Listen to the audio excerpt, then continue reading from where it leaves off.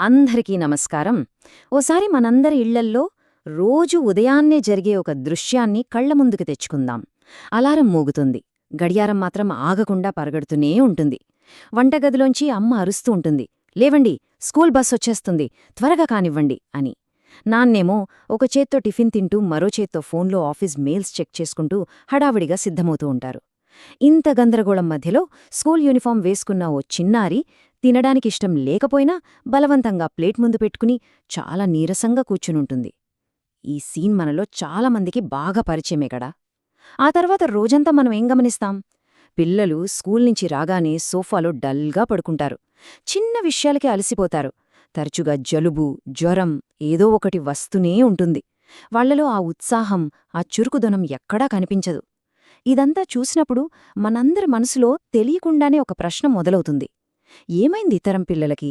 మేం చిన్నప్పుడు ఎంత గట్టిగా ఉండేవాళ్లం, ఎంత ఆడుకునేవాళ్లం, మాకు ఈ జబ్బులేవి వచ్చేవి కాదే అని మనలో మనం అనుకుంటూ ఉంటాం. ఇక్కడే అసలు చర్చ మొదలవుతుంది. నిజంగా ఈ తరం పిల్లలు పుట్టుకతోనే బలహీనంగా పుడుతున్నారా? వాళ్ల శరీరాల్లో శక్తి తక్కువగా ఉందా? లేక వాళ్లు పెరుగుతున్న ఈ ప్రపంచం వాళ్ల భుజాలమీద మోయలేనంత బరువును పెడుతోందా? మనం చూడలేని, మనకు అర్థం కాని ఒక కనిపించని భారం వాళ్లనిలా నీరసంగా తయారు చేస్తోందా? ఈరోజు మనం ఈ విశ్లేషణలో పైకి కనిపించే లక్షణాల వెనుక ఉన్న ఆ లోతైన కారణాలని అర్థం చేసుకోవడానికి ప్రయత్నిద్దాం. ఇది కేవలం మంచి తిండి పెట్టటం గురించో, వ్యాయామం చేయించటం గురించో మాత్రమే కాదు. ఇది ఒక పిల్లాడి మనస్సుకి, వాళ్ల శరీరానికి, ఇంక వాళ్లు పెరుగుతున్న ఇంటి వాతావరణానికి మధ్య ఉన్న ఒక సున్నితమైన సంబంధం గురించి. పిల్లల్ని నిందించడం చాలా సులభం, కాని ఒక్కసారి వాళ్ల ప్రపంచంలోకి తొంగిచూసి దాన్ని అర్థం చేసుకునే ప్రయత్నం చేద్దాం. పిల్లలు నీరసంగా ఉన్నారంటే దానికి ఒక్కటే కారణం అని మనం చెప్పలేం. అది ఒక గొలుసుకట్టు చర్యలాంటిది. రోజూ వాళ్లమీద పడే చిన్న చిన్న ఒత్తిళ్లు, మనం తేలికగా అనేసే మాటలు, వాళ్లు ఎదుర్కొనే పరిస్థితులు, ఇవన్నీ కలిసి ఒక పెద్ద బరువులాగా మారతాయి. ఈ బరువు కంటికి కనిపించదు, మనం దాన్ని తూకం వేలేం. అందుకే దీన్ని కనిపించని బరువు అని అంటున్నాం. మరి ఈ బరువు మోయడం ఎక్కడ మొదలవుతుంది? వాళ్ల జీవితంలో అత్యంత ముఖ్యమైన దశ, అంటే పాఠశాలలో అడుగుపెట్టిన దగ్గరనుంచే ఈ ప్రయాణం మొదలవుతుంది. ఒక్కసారి ఆలోచించుండి, ఒకప్పుడు చదువు అంటే ఏంటి? తెలుసుకోవాలనే తపన, ఆకాశం నీలంగా ఎందుకుంది, చెట్లు ఎలా పెరుగుతాయి అని అడిగే ఉత్సుకత. నేర్చుకోవడమనేది ఒక ఆనందకరమైన ప్రక్రియ. కాని ఇప్పుడు చదువు స్వరూపమే మారిపోయింది. అది నేర్చుకోవడంలా లేదు, నిరూపించుకోవడంలా ఉంది. ప్రతిరోజూ ప్రతి పరీక్ష ఒక అగ్నిపరీక్షే. పిల్లాడు స్కూల్కి వెళ్లేది కొత్త విషయాలు తెలుసుకోవాలనే ఆనందంతో కాదు, మార్కులు తెచ్చి నిరూపించుకోవాలనే భయంతో. నీకు ఫస్ట్ ర్యాంక్ వచ్చిందా అన్న ప్రశ్న కన్నా, పక్కింటి వాళ్ళబ్బాయికి నీకన్నా ఎక్కువ మార్కులొచ్చాయట కదా అన్న పోలిక వారిని ఇంకా కుంగుదీస్తుంది. ఇక్కడే నేర్చుకోవడంలో ఉండే సంతోషం చచ్చిపోయి భయంతో కూడిన పోటీ మొదలవుతుంది.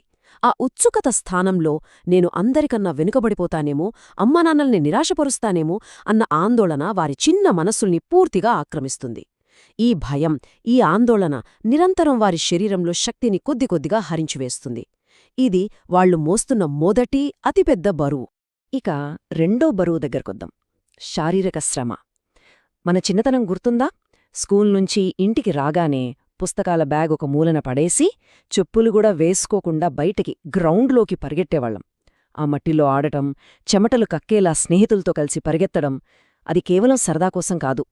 అది మన శరీరంలో రోజంతా పేరుకుపోయిన ఒత్తిడిని, కోపాన్ని, ఆందోళనని బయటకు పంపే ఒక సహజమైన ప్రక్రియ. ఆ సమయంలో మన శరీరం పూర్తిగా రిలాక్స్ అవుతుంది, మనసుకి ఒక రకమైన స్వేచ్ఛ, భద్రత దొరుకుతాయి. మరి ఇప్పుడు పరిస్థితి ఏంటి? ఆటస్థలాలు మాయమైపోయాయి. వాటి స్థానంలో ఇప్పుడు స్క్రీన్లొచ్చాయి. ఫోన్లు, టాబ్లెట్లు, టీవీలు. పిల్లలు గంటలు తరబడి ఒకే చోట కదలకుండా కూచుంటున్నారు. పైకి చూస్తే శరీరం నిశ్చలంగా విశ్రాంతి తీసుకుంటున్నట్టు కనిపిస్తుంది. కాని లోపల మనసు మాత్రం ఆ స్క్రీన్ మీద వేగంగా కదులుతున్న దృశ్యాల వల్ల, ఆ సౌండ్స్ వల్ల ఎప్పుడూ అప్రమత్తంగా ఒక రకమైన ఉద్దీపనతో ఉంటుంది. ఈ స్థితిలో శరీరానికి అసలైన విశ్రాంతి దొరకదు. మానసిక ఒత్తిడికి శారీరక విడుదల అంటే ఫిజికల్ రిలీజ్ అనేది లభించదు. ఆ పేరుకుపోయిన శక్తి అంతా లోపలే ఉండిపోయి చివరికి నీరసంగా మారుతుంది. ఇది వాళ్లు మోస్తున్న రెండో బరువు. మార్కుల కోసం పోటీ, స్వేచ్ఛగా ఆడుకునే అవకాశం లేకపోవడం, ఈ రెండింటికి తోడయ్యే మరో అతిపెద్ద బరువు నిరంతరమైన పోలిక. ఇది కేవలం చదువులోనే కాదు, వాళ్లు చేసే ప్రతి పనిలోనూ కనిపిస్తుంది. మనం చాలా తేలికగా అనేస్తాం, చూడు పక్కింటి పాప ఎంత చురుగ్గా ఉందో, నువ్వెందుకెప్పుడు అలా సైలెంట్గా ఉంటావ్? ఆ అబ్బాయి ఎంత బాగా పాడుతున్నాడో చూడు. ఈ మాటలు మనకు చాలా సాధారణంగా అనిపించవచ్చు, కానీ ఒక పిల్లాడి మనసులో ఇవి ఎలాంటి ముద్ర వేస్తాయో తెలుసా? నాలో ఏదో లోపం ఉంది, నాకంటూ ఒక ప్రత్యేకత లేదు, నేను అందరిలా లేను, నేను ఇతరులతో పోలిస్తే చాలా తక్కువ అనే భావనను వాళ్ల మనసులో బలంగా నాటుతాయి. వాళ్ల ఆత్మగౌరవం, వాళ్ళు ఎలా ఉన్నారు, వాళ్ల గుణమేంటి అన్నదానిమీద కాకుండా, వాళ్లు ఏమి సాధించారు, ఎన్ని మార్కులు తెచ్చారు అన్నదానిమీద ఆధారపడి ఉంటుంది. క్రమంగా వాళ్ల ఉనికికే విలువ లేదనే భావన మొదలవుతుంది. ఇది వారి లోపలున్న సహజమైన ఆనందాన్ని, శక్తిని పూర్తిగా చంపేస్తుంది.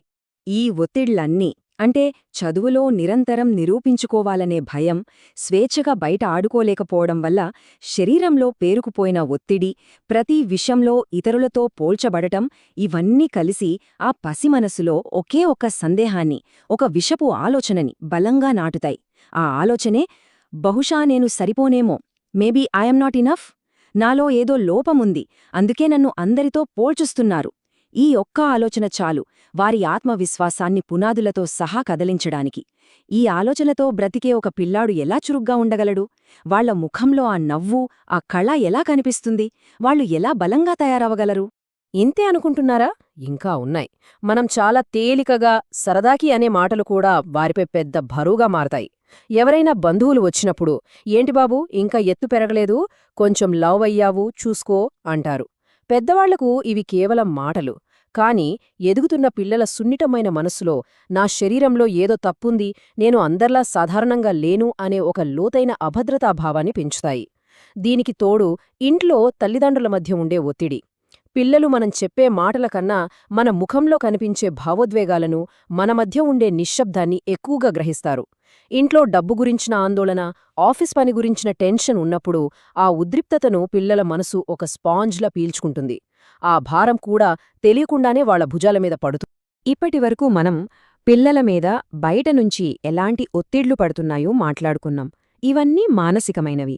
మరి ఈ మానసిక ఒత్తిడికి వాళ్ల శరీరం బలహీనపడటానికి సంబంధమేంటి? మనసులో ఉన్న భారం శరీరంలో నీరసంగా ఎలా మారుతుంది? మనసుకి, శరీరానికి మధ్య ఉన్న ఆ అద్భుతమైన విడదీయర్రాని సంబంధమేంటో ఇప్పుడు మనం కొంచెం లోతుగా అర్థం చేసుకుందాం. సైన్స్ ప్రకారం ఒక ఆసక్తికరమైన విషయం ఉంది. మనం మెదడుకి, నిజంగా మనల్ని తరుముతున్న ఒక పులికి, రేపు జరగబోయే పరీక్షలో ఫెయిల్ అవుతానేమో అన్న భయానికి మధ్య పెద్ద తేడా తెలీదట. రెండింటినీ అదొక ముప్పుగానే గుర్తిస్తుంది. దీన్నే పర్సీవ్డ్ థ్రెట్ లేదా గ్రహించిన ముప్పు అంటారు. పిల్లలు నిరంతరం ఒత్తిడి, భయం, పోలికల మధ్య ఉన్నప్పుడు వాళ్ల మనసు ఎప్పుడూ ఒక అసురక్షితమైన భావనతో ఉంటుంది. నేను ఎప్పుడూ ఒక పరీక్షలో ఉన్నాను, నేను ఎప్పుడూ నిరూపించుకోవాలి అనే భావనతో ఉంటుంది. అప్పుడు శరీరం తనను తాను రక్షించుకోవడానికి ఒక డిఫెన్స్ మోడ్లోకి, అంటే ఒక రక్షణ స్థితిలోకి వెళ్ళిపోతుంది. అంటే దాని అర్థమేంటంటే, శరీరం తన శక్తిని ఎదుగుదల, జీర్ణక్రియ, రోగనిరోధక శక్తిని పెంచుకోవడం లాంటి ముఖ్యమైన పనుల మీద పెట్టకుండా, ఎప్పుడూ ఏదో ప్రమాదం రాబోతోందని దానికి సిద్ధంగా ఉండటానికే ఎక్కువ శక్తిని వాడుతుంది. ఆ రక్షణ స్థితిలో ఉన్నప్పుడు, అంటే ఆ డిఫెన్స్ మోడ్లో ఉన్నప్పుడు, పిల్లాడి శరీరం లోపల నుంచి, వాళ్ల నాడీ వ్యవస్థ నుంచి ఒకే ఒక సందేశం నిరంతరం ప్రసారమవుతూ ఉంటుంది. ఆ సందేశమేంటంటే, నేను ఉన్న ఈ ప్రదేశం, ఈ ఇల్లు, ఈ స్కూల్, ఇది సురక్షితమైనది కాదు, నేనెప్పుడూ జాగ్రత్తగా, అప్రమత్తంగా ఉండాలి. ఒక్కసారి ఆలోచించండి, ఈ ఒక్క సందేశం వారి శరీరంలోని ప్రతి వ్యవస్థను ఎంతలా దెబ్బతీస్తుందో. శరీరం విశ్రాంతి తీసుకోలేదు, ఎందుకంటే అది ఎప్పుడో రాబోయే ప్రమాదం కోసం ఎదురుచూస్తోంది. ఈ నిరంతర అప్రమత్తతే వారి ఆరోగ్యం మీద తీవ్రమైన ప్రభావాన్ని చూపుతుంది. ఇది సురక్షితమైన ప్రదేశం కాదు అనే సందేశం వల్ల ఏం జరుగుతుందో ఒక్కొక్కటిగా చూద్దాం. మొదటిగా నిద్ర దెబ్బతింటుంది. పిల్లలు రాత్రిపూట సరిగ్గా నిద్రపోలేరు, నిద్రలో ఉలిక్కిపడి లేస్తారు, పీడకలలొస్తాయి. ఎందుకంటే శరీరం రిలాక్స్ అవడానికి సిద్ధంగా లేదు కదా. రెండవది, ఆకలి అసహజంగా మారుతుంది. కొంతమంది పిల్లలు ఒత్తిడిలో ఎక్కువగా తినేస్తారు, దాన్ని స్ట్రెస్ ఈటింగ్ అంటాం. మరికొంతమంది పిల్లలకి అసలు ఆకలే వేయదు. మూడవది, వాళ్లు తిన్నది సరిగ్గా జీర్ణం కాదు. గ్యాస్, కడుపు నొప్పి, మలబద్ధకం లాంటి సమస్యలు మొదలవుతాయి. ఎందుకంటే రక్షణ స్థితిలో ఉన్నప్పుడు శరీరం జీర్ణక్రియను అంత ముఖ్యమైనదిగా భావించదు. ఇక నాల్గవది, అత్యంత ముఖ్యమైనది, రోగనిరోధక శక్తి అంటే ఇమ్యూనిటీ దారుణంగా బలహీనపడుతుంది. అందుకే పిల్లలు వాతావరణం కొంచెం మారినా, స్కూల్లో ఎవరికైనా జలుబు చేసినా వెంటనే జబ్బుల బారిన పడతారు. ఇక్కడ మనం అర్థం చేసుకోవాల్సిన కీలకమైన విషయమేంటంటే, సమస్య వాళ్లు తినే ఆహారంలోనూ, వాళ్ళకిచ్చే మందుల్లోనూ లేదు. వాళ్లు లోపల అనుభవిస్తున్న అభద్రతా భావంలో ఉంది. సరే, సమస్యలు అర్థమయ్యాయి. వాటి వెనకున్న కారణాలు కూడా తెలిసాయి. మరి దీనికి పరిష్కారమేంటి? పిల్లలకి ఖరీదైన టానికులు, సప్లిమెంట్లు ఇవ్వాలా? లేక వాళ్లని ఇంకా కఠినంగా మార్చడానికి ప్రయత్నించాలా? ధైర్యంగా ఉండు, ఏడవకు అని చెప్పాలా? కాదు. పరిష్కారం పిల్లాణ్ణి మార్చడంలో లేదు. పిల్లాడు పెరుగుతున్న ప్రపంచాన్ని, ఆ వాతావరణాన్ని కాస్త మృదువుగా, సున్నితంగా మార్చడంలో ఉంది. వాళ్ల చుట్టూ ఉన్న కఠినత్వాన్ని తగ్గించి భద్రతను పెంచడంలో ఉంది. ఇది అంత కష్టమైన పనేమీ కాదు. అది ఎలా సాధ్యమో ఇప్పుడు కొన్ని ఉదాహరణలతో చూద్దాం. ఒక సాయంత్రం వేళ మన ఇంట్లో ఉండే ఒక దృశ్యాన్ని ఊహించుకోండి. ఒకే హాల్లో కుటుంబ సభ్యులందరూ ఉన్నారు. కాని ఎవరి లోకంలో వాళ్లున్నారు. టీవీలో పెద్ద సౌండ్తో ఏదో సీరియల్ వస్తుంది. అమ్మేమో ఫోన్లో వాట్సాప్ చూసుకుంటూ ఉంది. నాన్న ల్యాప్టాప్లో ఆఫీస్ పని చేసుకుంటున్నారు. పక్కనే సోఫాలో పిల్లాడు ఏదో పుస్తకం ముందు పెట్టుకుని కూర్చున్నాడు. ఆ గదిలో మాటలు లేవు, ఒక నిశ్శబ్దం ఉంది. కాని అది ప్రశాంతతనిచ్చే నిశ్శబ్దం కాదు. ఒకరికొకరి మధ్య దూరాన్ని పెంచే నిశ్శబ్దం. అందరూ ఒకే చోటున్నా ఎవరూ కలిసిలేరు. ఈ వాతావరణం పిల్లాడికి నువ్వు సురక్షితంగా ఉన్నావు అనే సందేశాన్నిస్తుందా? ఆలోచించండి. ఇప్పుడు మరో దృశ్యాన్ని ఊహించుకుందాం. ఇక్కడ కూడా తల్లిదండ్రులు రోజంతా ఆఫీస్లో, ఇంట్లో పనిచేసి బాగా అలసిపోయి ఉన్నారు. వారి ఆర్థిక, ఆరోగ్య సమస్యలు ఏమీ మాయమైపోలేదు. కాని ఆ అలసటలోనే తండ్రి లేదా తల్లి పిల్లాడి దగ్గరికి వచ్చి తమ ఫోన్ని పక్కన పెట్టి వాళ్ల కళ్లలోకి చూసి ప్రేమగా ఒక్కటే ప్రశ్న అడుగుతారు. ఈరోజు స్కూల్లో ఎలా గడిచింది నాన్నా? అంతే. ఆ ఒక్క ప్రశ్న చాలు. ఆ ప్రశ్నకు పిల్లాడు చెప్పే సమాధానం చాలా గొప్పగా ఉండకపోవచ్చు. ఏం లేదు, బానే ఉంది అని అనొచ్చు. కాని ఆ క్షణంలో తన మాట వినడానికి, తనని పట్టించుకోవడానికి ఒకరున్నారనే భావన ఆ పిల్లాడికి కలుగుతుంది. ఇక్కడే ఆ అసురక్షిత వాతావరణం మెల్లగా సురక్షిత వాతావరణంగా మారడం మొదలవుతుంది. ఇక్కడే శరీరం కోలుకోవడం మొదలవుతుంది. ఆ ఒక్క అనుబంధ క్షణం మనమిచ్చే 100 టానికల కన్నా, 1000 రూపాయల మందుల కన్నా ఎంతో శక్తివంతమైనది. మనం సాధారణంగా బలం అంటే ఏమనుకుంటాం? ఏడవకుండా ఉండటం, కష్టాలను ఓర్చుకోవడం, గట్టిగా మొండిగా ఉండటం. మన పిల్లల్ని కూడా అలాగే ఉండాలని కోరుకుంటాం. కాని పిల్లల విషయంలో బలం అనే పదానికి మనం ఒక కొత్త అర్థాన్ని వెతకాల్సిన అవసరముంది. నిజానికి మనం వాళ్ళకి బలాన్ని నేర్పించలేం. బలమనేది వాళ్ల లోపల నుంచే సహజంగా వస్తుంది.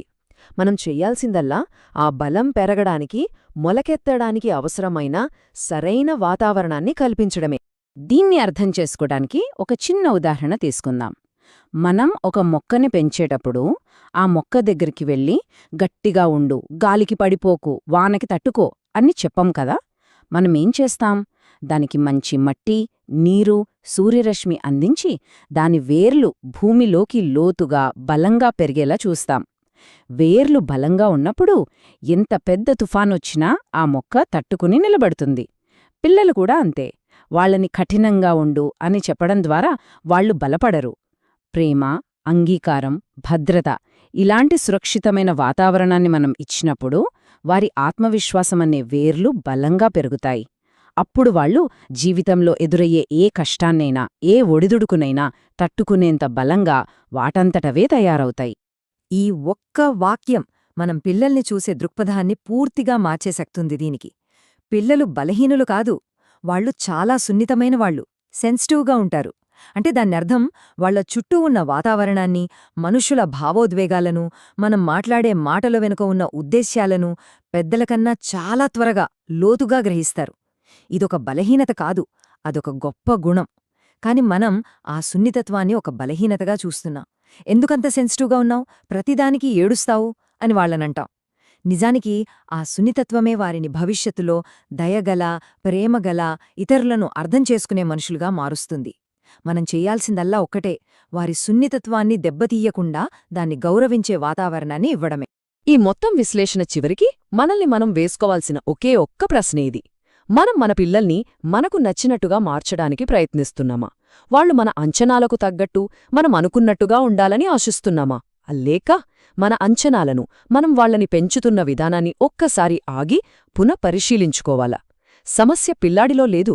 బహుశా మనం వాళ్లకోసం సృష్టించిన ఈ పోటీ ప్రపంచంలో వాళ్లమీద మనం పెట్టుకున్న అంచనాలలో ఉందేమో. ఈ ప్రశ్నతోనే ఈరోజు ఈ సంభాషణను ముగిద్దాం.